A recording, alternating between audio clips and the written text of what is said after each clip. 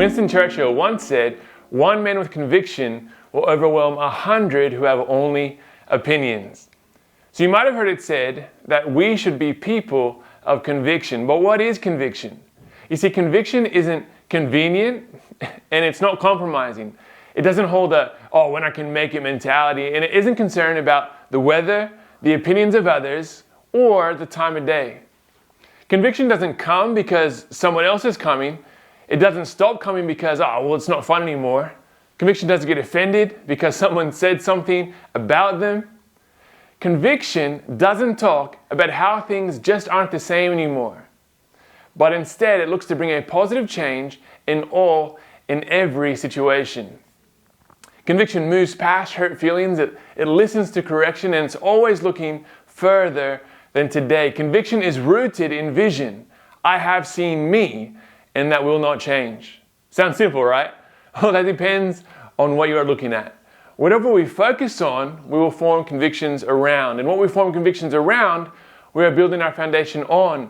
And what we build our foundation on, we will protect, because no one likes to live in a house that keeps falling down. If your conviction is built around family, then your family will have an incredible pull over your life. You will call it loyalty, but it's not. Our loyalty to our family is not what will bring them to God's purpose for their lives. If our conviction is built around our career, then our jobs will have this incredible pull over our lives. If our conviction is built around our friends or school or anything but the Word of God, we are ultimately building our lives, as Jesus said, on sand. Everything looks great until the storm comes, and then we'll start pointing fingers. We constantly refer to the Word of God as a mirror, and that's how we must see it in order for there to be real, lasting change in our lives. Our lives were not designed to go up and then down, good days and bad, happy and sad. If this has become a constant in someone's life, then the first place they should look is their convictions. For our own good, our convictions need to be built on solid ground.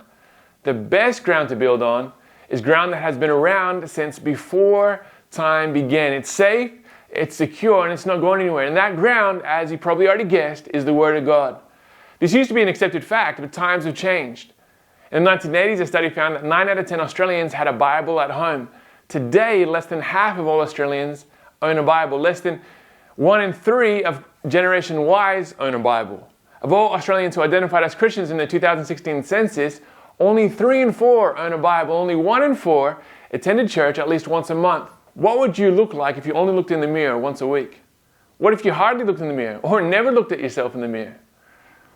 What if you only ate once a week? Or only ate food when someone else prepared it for you?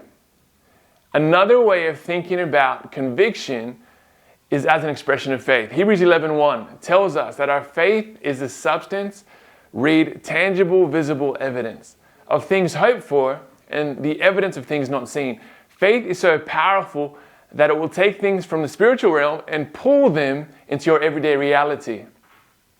And we can build our future on that, on the revelation that we have received. That is a conviction, a solid rock upon which we can build our lives. I have a conviction that I will not sin, that I will not get sick, that I have joy, that I have peace, that I have patience, that I have kindness, faithfulness, gentleness, self-control. I have convictions that will not move based on someone else, whether I have a bad day or a good one. I cannot be discouraged by what I see. I have a conviction that I will be on time, an encourager, an uplifter, a contributor. Conviction over time forms habits. Habits form a lifestyle, and our lifestyle determines our influence. Having conviction doesn't mean you will always live by them, but the fact that we have been convicted by our convictions shows that we are trying to grow in them. It's a great place to be. Our convictions are pathways to the future that God has revealed to us. And it is our responsibility to discipline ourselves constantly. Paul writes in 1 Corinthians 9:27 that he beats his body. It means he has to consciously make a decision to live according to his convictions. So I want to encourage you guys. Build your convictions on the Word of God, not on your environment. And when you do that, your life will always reflect the nature and character of Christ.